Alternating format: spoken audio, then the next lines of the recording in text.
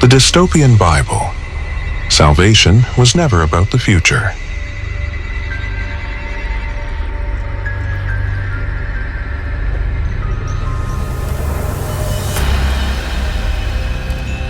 Humanity has been trained to live somewhere that does not exist.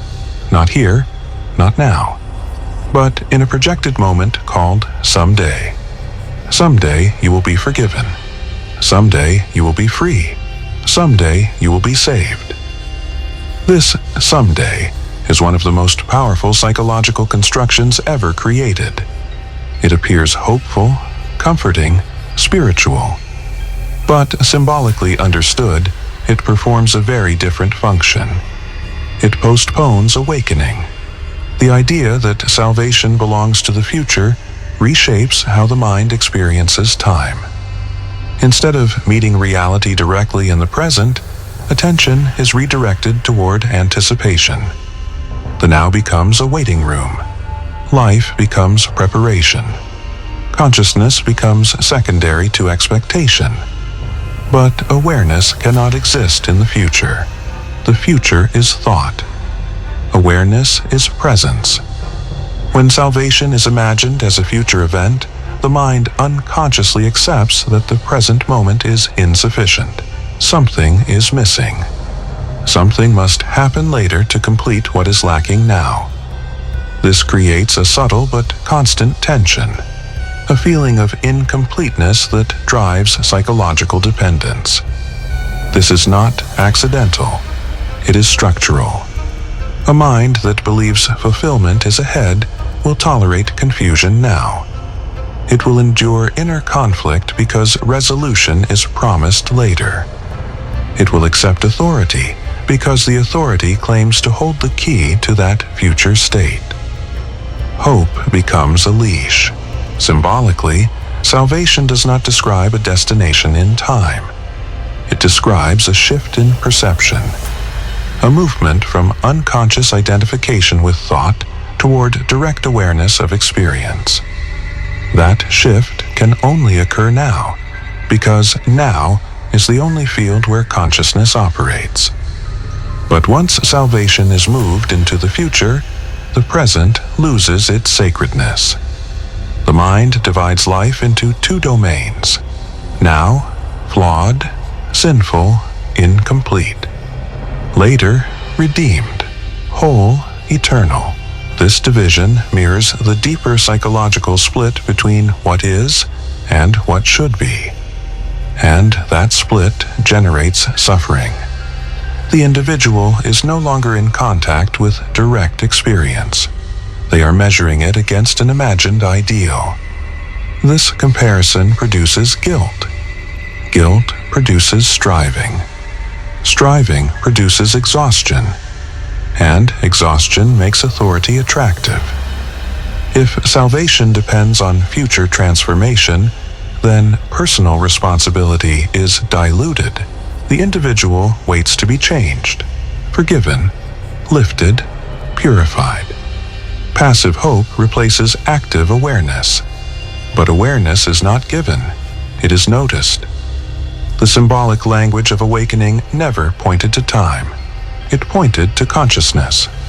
When spiritual texts speak of being born again, entering the kingdom, or seeing the truth, they describe perceptual shifts, not chronological events. These shifts do not occur through waiting. They occur through seeing. To see clearly, attention must be here. But the promise of future salvation pulls attention away from the immediacy of experience.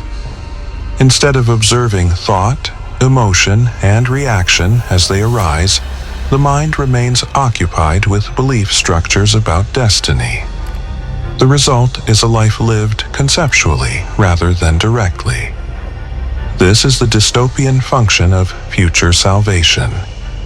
It keeps consciousness suspended in narrative. The story of what will happen replaces the reality of what is happening. Inner fragmentation remains unexamined because attention is elsewhere. A mind that is always waiting cannot awaken. Waiting implies that the present is not the place of transformation. But transformation is not an event added to life.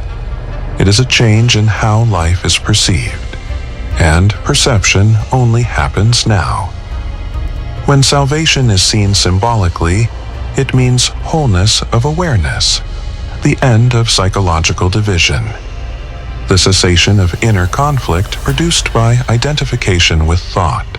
This wholeness is not achieved through time, because time is part of the mental structure that creates division. Time is memory and anticipation. Awareness is immediate.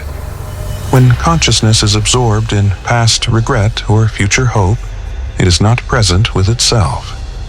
The mind is fragmented across temporal projections. This fragmentation is experienced as anxiety, longing, dissatisfaction.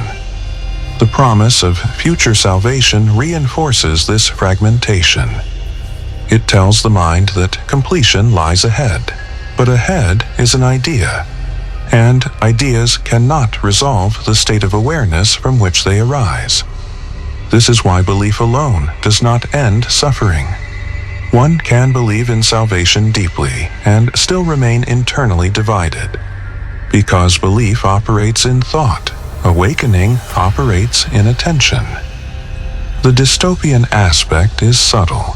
The very promise that appears to offer liberation keeps the mind oriented away from the only place liberation can occur. Now, this does not mean the future is irrelevant in practical life. Plans and goals are functional. But psychological dependence on a future state of spiritual completion prevents direct contact with the present condition of consciousness. If you are always becoming, you never are. Symbolically, salvation means being made whole. But wholeness is not assembled over time. It is recognized when the movement of psychological escape slows down, when the mind stops chasing completion and observes itself as it is. In that observation, fragmentation is seen, and in being seen clearly, fragmentation loses its unconscious grip. No authority can grant this. No system can schedule it. Because it is not an achievement. It is a recognition. When this is understood, the entire structure of future-based spirituality shifts. Practices become tools for attention, not transactions for reward. Ethics become expressions of clarity, not strategies for earning salvation. The sacred returns to immediacy. Instead of asking, "Will I be saved?" the question becomes, "Am I aware of what is happening in consciousness right now?" This question does not project. It points. The dystopian Bible is not describing a drama across centuries. It is mapping the inner landscape of awareness. Past and future in the narrative correspond to psychological time in the mind. When salvation is postponed, awareness is postponed. When awareness is postponed, life is half-lived. The promise of future redemption comforts the ego because it allows continuation without transformation. Change can wait. Seeing can wait. Responsibility can wait. But awareness cannot wait. It is either present or it is not. Salvation was never about a moment that arrives later. It is about the ending of psychological postponement, the ending of escape into time, the recognition that the only doorway out of inner conflict is direct attention to what is here. Not tomorrow, not after death, not when conditions improve. Now. And in that immediacy, the one who is waiting dissolves, because what remains is not a seeker moving through time, but awareness itself.